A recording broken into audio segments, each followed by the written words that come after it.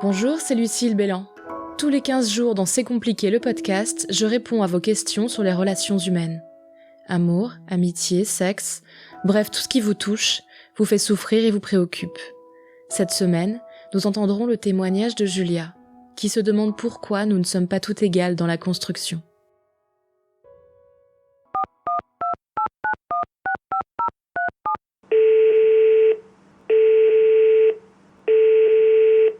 Bonjour Lucille, je m'appelle Julia, j'ai 28 ans et je suis célibataire. Ma question c'est pourquoi nous sommes autant de filles autour de la trentaine, des filles sympas, équilibrées, plutôt bien dans nos baskets, et pourtant nous n'avons pas rencontré l'amour. Pas forcément le prince charmant, mais celui qui saura nous aimer, que nous aimerons en retour, avec qui nous aurons envie de construire une histoire, avoir une famille. Les copines commencent à avoir des enfants, elles sont mariées, et même si tout n'est pas toujours rose, elles sont heureuses et épanouies dans leur couple. Je ne comprends pas pourquoi la vie ne nous a pas accordé cette chance. Dans mon cas, je n'ai pas besoin d'être en couple. J'en ai seulement envie. J'ai eu des histoires, un premier amour génial, puis un garçon qui m'a ruinée, ensuite un garçon parfait, mais que je n'ai pas réussi à aimer. Et pour finir, un coup de foudre réciproque, mais qui n'a mené à rien. Et tout cela entrecoupé de quelques petites histoires insignifiantes. Donc voilà, je voudrais comprendre pourquoi certaines arrivent à construire et d'autres non. Je pense qu'au fond, dans mon cas en tout cas, j'ai peur de finir seule. J'ai confiance en la vie et dans le destin, mais c'est difficile de toujours devoir se relever et d'être patiente. En tout cas, merci pour ton aide et tes podcasts. Chère Julia, c'est quoi un bon chemin de vie ? Quand est-ce qu'on a coché toutes les cases ? Moi, à 25 ans, j'étais mariée, j'étais en train de réfléchir à faire un bébé. Je venais de redécorer notre plutôt grand appartement, j'avais un chat. Je pense que pour tout le monde, j'étais à ce moment-là en train de cocher toutes les cases. Et puis j'ai divorcé. J'ai tout perdu. Je me suis perdue et j'ai recommencé ma vie de zéro, comme si rien de ce qui s'était passé les années précédentes n'avait eu lieu. C'était là, précisément là, que je me suis rendu compte que la checklist de la réussite était une gigantesque connerie. Je n'allais jamais avoir de pavillon avec un jardin et un chien, parce que je n'en avais pas du tout envie. Et en fait, je ne sais pas pourquoi j'enviais les gens qui avaient tout ça. Je n'enviais même pas leur bonheur, quand j'y repense, mais juste l'impression que j'avais qu'ils étaient plus adultes, plus installés. Oui, si on applique à la vie ce rapport de liste avec des impératifs à cocher, certaines personnes semblent réussir plus vite, ou mieux que d'autres. Je m'en veux moi-même de sortir une telle banalité, mais en réalité c'est une question de temps. Et nous ne sommes pas tous égaux et égales là-dessus. Mais en fait, ce n'est pas du temps pour adopter le labrador et prendre un crédit sur 25 ans dont on a besoin, mais de temps pour trouver sa propre voie personnelle. Il n'y a pas une voie. Il n'y a pas de bonne voie pour tous. C'est ce qui justifie une partie des divorces, des reconversions professionnelles, des familles recomposées. J'ai maintenant 35 ans, et je ne suis pas propriétaire d'un pavillon. Je n'ai toujours pas de labrador. Et à vrai dire, je ne connais personne qui a coché ces cases non plus. Par contre, je me suis trouvée, avec ma voix unique, qui me fait dire aujourd'hui que je suis heureuse et que je réussis ma vie. Autour de moi, chez mes amis qui ont plus ou moins mon âge, se trouvent des personnes qui ont des parcours que l'on qualifierait d'atypiques, si l'on considère que mariage, pavillon, labrador est la norme. Beaucoup de gens qui se cherchent encore aussi. C'est un work in progress, un travail qui commence quand on déconstruit ce cliché de la vie parfaite. Et cette déconstruction prend du temps. Il faut se poser les questions. Qui je suis et qu'est-ce que je veux vraiment au fond ? Peut-être que pour certaines personnes, le schéma mariage-pavillon-labrador sera la meilleure façon d'atteindre le bonheur. Mais je crois que pour la majorité, ce ne sera pas le cas. Peut-être que dans certains de ces cas, ils feront semblant, un temps, comme moi, avant de se trouver vraiment. Je crois qu'on est tous égaux sur un point. Au départ, on ne sait pas. On ne sait pas ce qu'on veut, on ne sait pas où on va. Il faut accepter cette introspection, se regarder en face, apprécier les chemins de traverse, mesurer à quel point rien n'est en fait une perte de temps. Chaque jour qui passe, qui permet de mieux se connaître, c'est un jour qui nous rapproche de l'équilibre, de la sérénité et du bonheur. Pour parler de construction, j'ai téléphoné à la coach en développement personnel, Raphaëlle Dian.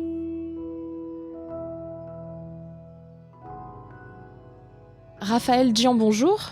Bonjour. Quand on parle de personnes qui réussissent à tout avoir dans la vie, et d'autres pas, et en général quand on en parle c'est parce qu'on fait partie de ceux qui n'arrivent pas à tout avoir, Est-ce que vous pensez qu'on ne parlerait pas plutôt de personnes qui arrivent plus naturellement à se définir des objectifs et qui ont des chemins, du coup, plus simplement tracés, en fait? Ils ont un but et ils y arrivent ou ils essayent d'y arriver. En effet, quand on parle de réussir à tout avoir, ou plutôt de réussir à se construire, il faut inévitablement explorer sa capacité à désirer. Je m'explique. Pour me construire et me réaliser, je dois d'abord savoir ce dont j'ai envie. Vers quelle construction est-ce que je me dirige, qu'elle soit amoureuse, familiale, professionnelle? Quel est mon rêve de construction à ce stade de ma vie? Et le définir clairement. Ensuite, la trajectoire est plus précise pour prendre des décisions et mettre en place des actions. Oui, c'est ça, on ne peut pas dire: «Je n'arrive pas à tout avoir alors que d'autres y arrivent» et en partant du principe que c'est un peu une question de chance, si on ne sait même pas ce qu'on veut de base, quoi. Exactement, c'est tout à fait ça. Je pense que le travail initial, c'est d'abord de se poser et de se demander où est-ce que j'en suis à ce stade de ma vie et quel est mon objectif. Et une fois qu'on a défini précisément un objectif, encore une fois, quel que soit le domaine de vie, alors là, il faut mettre des actions précises en place pour pouvoir y arriver. Vous travaillez dans le cadre de votre travail de coach à permettre aux personnes à mieux définir leurs objectifs, du coup, et à mieux se connaître, également dans le cadre de l'entreprise. Est-ce que vous pensez que tout est lié, en fait, le personnel comme le professionnel? Oui, il me paraît assez évident qu'une personne épanouie dans son travail dispose d'une énergie positive quand elle rentre chez elle le soir. Et ça change tout. Pour réussir sa vie personnelle, il ne s'agit pas seulement de faire au mieux dans ce cadre-là. Nous ne sommes pas de nature à compartimenter. Même ceux qui pensent le faire sont souvent pas conscients de l'impact qu'un domaine a sur l'autre. Et c'est d'ailleurs d'autant plus dangereux. Tout est question d'équilibre. Les domaines de vie se complètent, se rechargent même les uns les autres d'une certaine manière. Une mauvaise journée de boulot peut avoir de vraies conséquences sur notre vie amoureuse ou familiale. À l'inverse, si on est accueilli par un geste ou une attention spéciale, alors le perso peut contrebalancer la mauvaise journée ou en tout cas la fait passer au second plan. Il est fondamental de laisser derrière soi son travail quand on quitte l'espace pro, mais aussi très important de savoir faire des ponts quand c'est nécessaire. Si quelque chose vous tourmente, il est naturel et souvent productif d'en parler à votre conjoint ou à votre famille. D'une part pour expliquer votre état d'esprit ou votre énergie basse, et d'autre part pour en discuter et pouvoir ainsi prendre du recul sur une situation. Est-ce que les conseils d'une coach a du sens dans le cadre d'un conseil pour la vie en général? C'est-à-dire que en France, on a cette espèce de, on n'a pas encore la culture du coach et on l'a uniquement dans un cadre professionnel. Est-ce que pour la vie amoureuse, la vie personnelle, la vie en général, est-ce qu'une coach a du sens? C'est vrai que sur le modèle français, le coaching est assez ciblé entreprise, en tout cas dans l'esprit collectif. En revanche, le coaching est plutôt ouvert à tous et traite toutes sortes de problématiques. Certains vous diraient que ce sont des thérapies nouvelles. Moi, j'aurais tendance à dire que c'est une thérapie active. Plus concrètement, j'accompagne les personnes à se transformer, à faire des choix souvent difficiles, à dépasser leurs peurs. Le coach a pour objectif d'optimiser le potentiel de son client dans son intégralité, d'aller chercher au fond de vous l'énergie pour avancer et vous dépasser.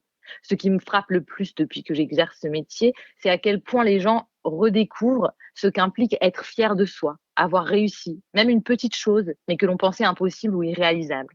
Parfois, on a juste besoin d'un petit coup de pouce, d'un soutien, d'un partenaire, et c'est là que j'interviens. D'accord, donc on peut venir vous voir à votre cabinet avec une problématique à laquelle on n'aurait peut-être pas pensé ou on n'aurait pas osé, justement de réalisation de soi, de se dire je sais pas où j'en suis de ma vie amoureuse ou de ma vie personnelle. Vous pouvez aussi traiter ce genre de choses. Exactement. On fait et du coaching pro, mais on intervient dans tous les domaines de vie, aussi pour des petites choses, aussi pour des explorations. Parfois, on est juste perdu, on a besoin un peu d'aller explorer où on en est dans sa vie. Et du coup, notre travail, c'est vraiment de mettre en place l'objectif prochain pour toujours être dynamisé, pour toujours avoir une perspective. Est-ce que vous faites des suivis sur le long cours? Alors je pense dans le cadre d'une réalisation de vie, des suivis sur 5 ans, 10 ans. Comment vous travaillez en général? Alors, il n'y a pas vraiment de règle générale. On travaille parfois sur une très courte période, soit parce que l'objectif est défini en amont, déjà connu par le client et assez précis, soit parce que la problématique demandait juste un petit déclic ou une compétence supplémentaire à éclairer. Habituellement, ça prend quand même plus de temps. Je dirais en moyenne entre 3 et 6 mois. J'accompagne beaucoup sur des problématiques d'estime de soi et ce travail, par exemple, regroupe des domaines assez denses comme la connaissance de soi, l'acceptation, les croyances. Ce sont des plus gros morceaux qui nécessitent un temps d'analyse, de compréhension avant de pouvoir mettre en place les changements de comportement. Donc oui, là, on est sur des périodes un peu plus longues. Mais pour l'instant, vous n'avez pas travaillé avec des gens qui sont revenus vous voir au bout de quelques années pour résoudre d'autres choses ou on peut imaginer ce genre de suivi? Oui, tout à fait. On peut tout à fait imaginer, et d'ailleurs, j'en ai dans mes clients des personnes qui viennent pour un objectif précis ou une problématique précise. On fait ce travail, il est abouti, très bien, les personnes reprennent le cours de leur vie et à nouveau, à un moment, se représente une problématique et refont appel à nous, exactement comme une piqûre de rappel, comme avoir à ce moment-là à nouveau besoin d'un soutien ou d'un accompagnement pour réaliser quelque chose de nouveau ou explorer quelque chose de nouveau. Et vous êtes à disposition, en fait, finalement, au moment des problématiques, contrairement à une thérapie longue, une thérapie, on peut imaginer de psychanalyse, ce sont des choses qui durent sur des années. Là, vous êtes sur le moment et la réponse tout de suite, en fait, même si ça prend quelques mois parfois. Exactement. Et c'est pour ça qu'on appelle ça des thérapies actives. C'est que même si l'analyse est fondamentale, au moment où un client vient nous voir, on essaie vraiment de travailler sur la problématique du moment pour pouvoir la dépasser et soulager et avancer et avoir vraiment le sentiment qu'il s'est passé quelque chose dans sa vie. Est-ce que vous avez des conseils de lecture pour les personnes qui sont désireuses d'en savoir plus sur le sujet, à la fois du coaching et de la réalisation de soi? Oui, j'ai des super bouquins à vous proposer. Ça a été difficile pour moi de faire un choix, donc j'en ai sélectionné 4. Le premier qui s'appelle Le voyage du héros. C'est écrit par Stephen Gilligan et Robert Dilts. C'est un livre autour du concept du changement génératif. En fait, il traite de façon très concrète du changement.